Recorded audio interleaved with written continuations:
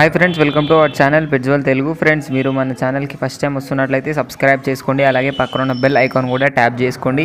Friends, మీరు మన channel ద్వారా పప్పీస్ని కానీ డాగ్స్ని కానీ అమ్మాలనుకున్నట్లయితే డిస్క్రిప్షన్లో ఇచ్చిన వాట్సాప్ నెంబర్కి వీడియో పెట్టండి.